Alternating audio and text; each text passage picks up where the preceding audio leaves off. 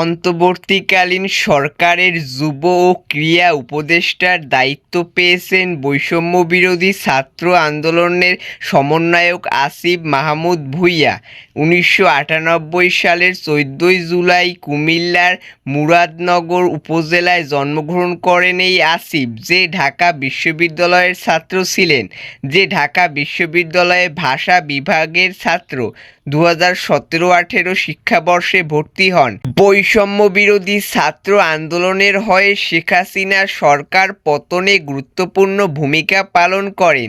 ৬ই জুলাই সংসদ ভাঙার পর নোবেল বিজয়ী অর্থনীতিবিদ ডাক্তার মোহাম্মদ ইউনূসের নেতৃত্বে ৮ই জুলাই গঠিত হয় অন্তর্বর্তীকালীন সরকার, যেখানে আসিফ মাহমুদ ছাড়া জায়গা পান বৈষম্যবিরোধী ছাত্র আন্দোলনের আরেক সমন্বয়ক নাহিদ। থাকবে ডাক, টেলিযোগাযোগ ও তথ্য প্রযুক্তি মন্ত্রণালয়ের দায়িত্বে।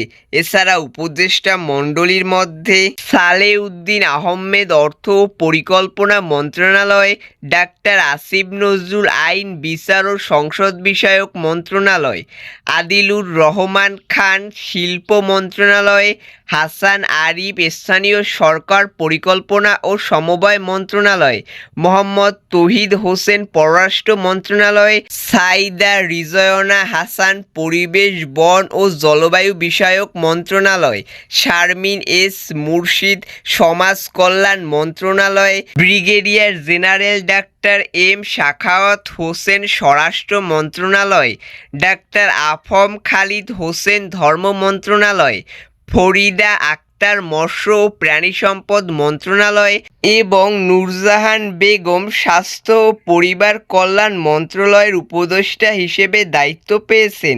তাছাড়া ডক্টর ইউনূস শিক্ষা মন্ত্রণালয়, মুক্তিযোদ্ধা মন্ত্রণালয়, জনপ্রশাসন মন্ত্রণালয় সহ ২৭টি মন্ত্রণালয়ের দায়িত্ব নিয়েছেন।